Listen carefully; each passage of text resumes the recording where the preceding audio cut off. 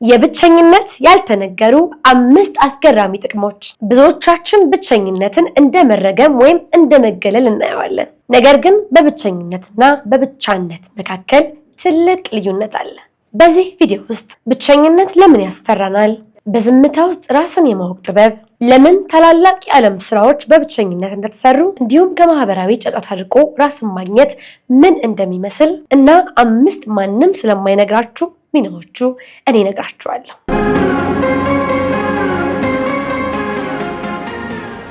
ሰላም፣ ዛሬም አንድ ጥያቄ ልጠይቃችሁ። ለመጨረሻ ጊዜ ስልካችሁን ሳትነኩ፣ ሙዚቃ ሳትከፍቱ ወይም ከሰው ጋር ሳታወሩ ለ30 ደቂቃ ያህል ብቻችሁን የተቀመጣችሁት መቼ ነው?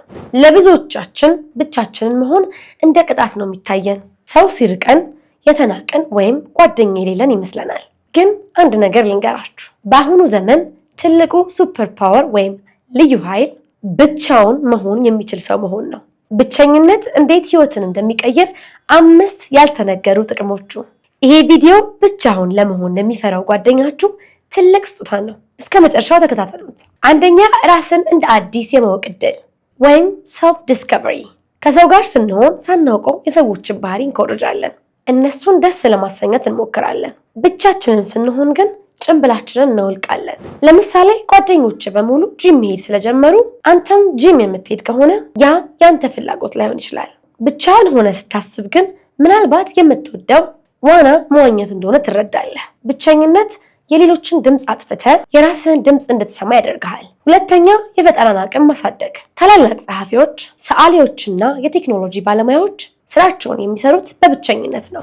አእምሮ አዳዲስ ሀሳቦችን የሚያመነጨው በጫጫታ ውስጥ ሳይሆን በዝምታ ውስጥ ነው። ለምሳሌ አንድ የቢዝነስ ሀሳብ ወይም የቪዲዮ ኤዲቲንግ ስራ ቢኖርህ ስልክህ እየጮኸ ወይም ሰዎች እያወሩብህ ውጤታማ መሆን አትችልም። ለ1 ሰዓት ያህል ብቻህን ሆነህ ስትቆልፍበት ግን አእምሮ ፍሎ ስቴት ውስጥ ይገባል።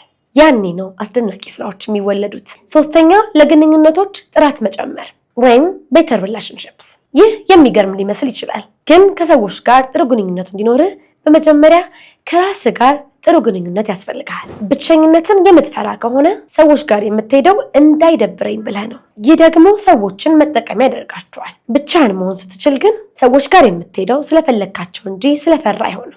ያኔ ግንኙነታችሁ በምክንያት ሳይሆን በፍቅር ላይ የተመሰረተ ይሆናል። አራተኛ፣ የስሜት ጥንካሬ።